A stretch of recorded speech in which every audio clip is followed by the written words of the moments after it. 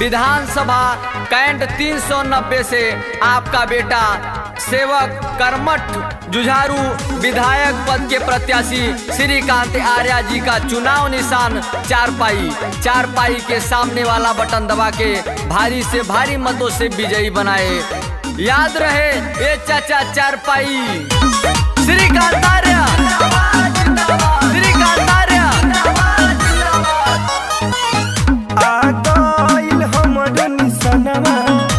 जानी भूलई है भैया चारपाई है चाचा, याद रहे चारपाई हो। आ गइल हमर निशानिया जानी भूलई है भैया, चारपाई पर अपन बटन दबाई है भैया, चारपाई पर अपन बटन दबाई है भैया।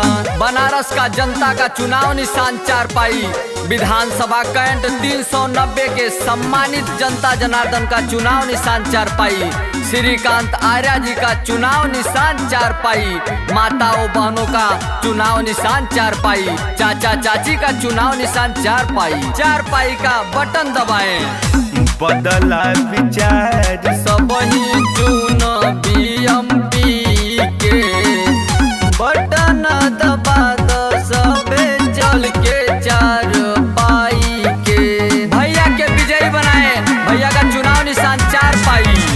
बदला विचार सब ही चुन बीएमपी के बटन दबा दो सबे चल के चारपाई के।